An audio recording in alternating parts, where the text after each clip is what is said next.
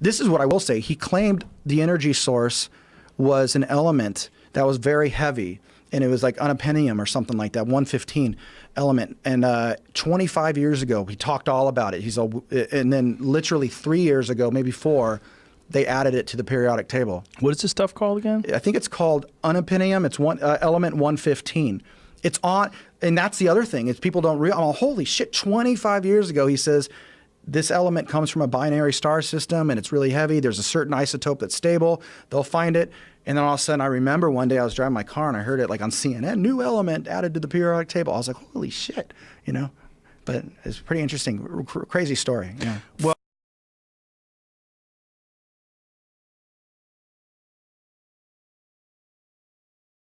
What is element 115? Is it found here on Earth, or is it strictly an extraterrestrial material? 115 is strictly an extraterrestrial material. It probably occurs naturally in some other places, maybe other star systems. Some people not familiar with science or chemistry say, well, that's ridiculous. All the elements occur on Earth, you know. But that's not true. There are elements on the periodic chart that aren't found on Earth. I believe the Heavy Ion Research Lab in Darmstadt, Germany, has reached element 112 recently.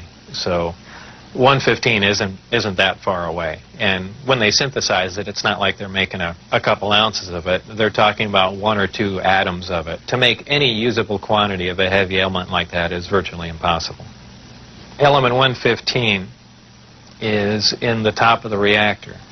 And the base of the reactor apparently is a small, something similar to a cyclotron. It's a particle accelerator.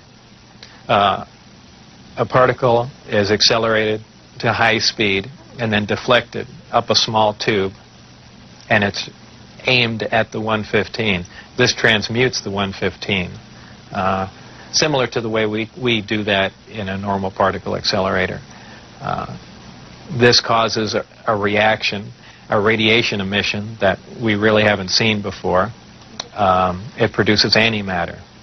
This antimatter is guided down a tuned tube and reacts with a gas.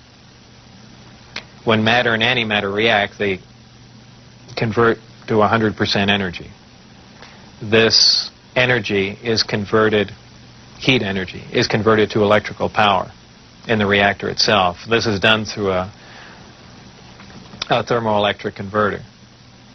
And this electrical power is used to power other subsystems on the craft, though there is no wiring, you know, as we would know it.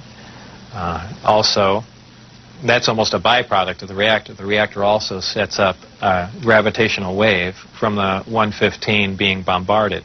This gravitational wave was present at the top of the reactor and is essentially guided in the same way microwaves are guided through tuned tubes. And this goes to their amplifying cavities and through the projectors that are in the bottom of the craft. With the gravity generators running, is there thermal radiation danger to the crew? There is no thermal radiation while the reactor is running.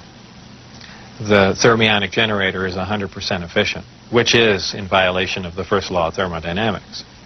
But in fact, it works. Element 115 is stable. And for those familiar with chemistry, we know that elements with higher atomic numbers have shorter and shorter half-lives. However, when you reach a certain point, they call it the island of stability. There is a place, and we've theorized this for a long time, somewhere around 114 to 116, there should be an area in there where the nucleus of the atom is geometrically stable with protons and neutrons, where it no longer decays. It's not radioactive. 115 is, in fact, this element. In fact, it does occur again somewhere around element 247.